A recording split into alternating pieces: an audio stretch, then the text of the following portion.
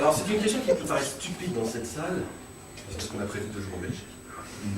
Connaissez-vous Le Havre? La seule grande ville de France qui perd ses habitants. Si, sur les 25 plus grandes villes, il n'y a que Le Havre. C'est pas moi. En 15 ans, on a paumé 10 000 personnes.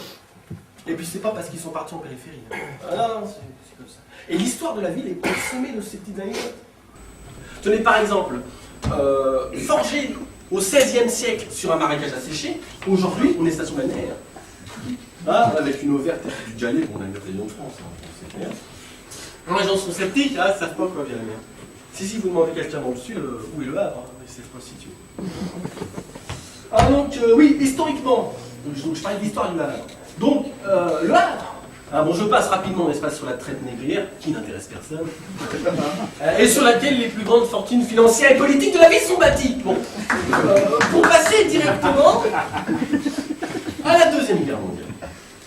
Le Havre est une ville qui a été bombardée en septembre 1944 par nos propres alliés. Pourquoi nous ont-ils bombardés? C'est la question que je sens que vous posez. Il y a une raison parfaitement rationnelle. Pour débarquer les troupes, il faut un peur. À Romanche, le débarquement, c'est de l'impro. 2 poutres en ferraille, 3 tôles, c'est tout. Le Havre, par rapport à l'Angleterre, c'est bien situé. Seul problème, les Allemands sont sur place. Alors on leur a dit de se pousser. Si, littéralement. On leur a téléphoné. Ça s'était jamais fait. Pour des raisons tactiques, je suppose. Pour prévenir l'ennemi qu'on va attaquer. Alors, bon, je vous simplifie la ville du Havre. Donc, 2 parties.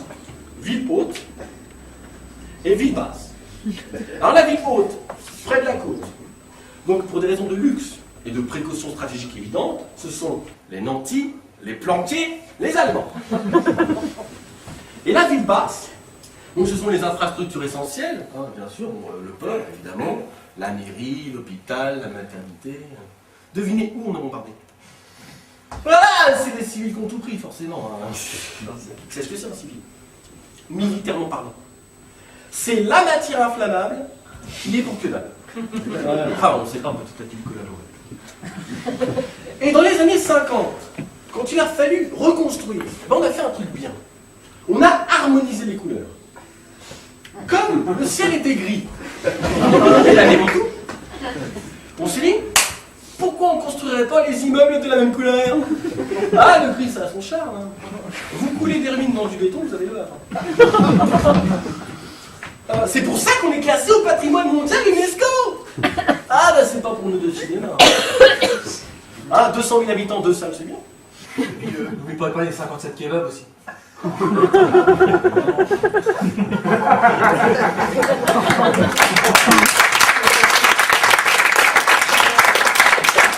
Bon, après ça, forcément, donc Le Havre, après la reconstruction, Le Havre, donc ville phénix, renaît de ses cendres. Quand les effluves, issus de l'industrie pétrochimique, forment un arc-en-ciel odorant, le ciel s'embrase. Littéralement. Non, parce qu'il y a du méthane dans l'atmosphère. Donc il suffit d'une étincelle. C'est joli. Ça fait le foufollet, c'est à ça qu'on remarque qu'avant c'était les marées. C'est une ville fantôme.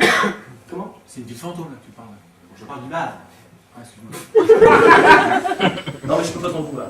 Non, c'est vrai. Mais il y a des activités quand même. Oui. On a Corso Fleury.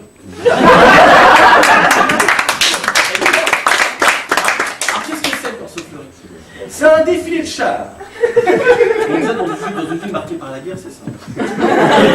Donc pacifique, avec une décoration florale qui peut représenter toutes sortes de choses.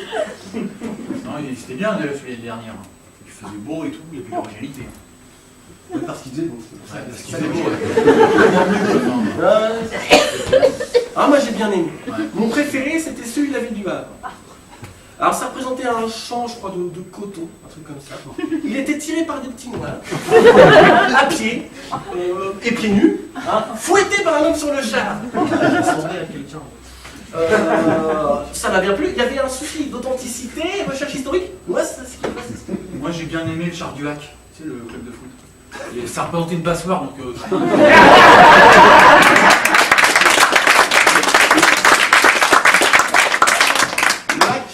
Ouais, le club doyen. Hein. Ah, on est fiers, hein.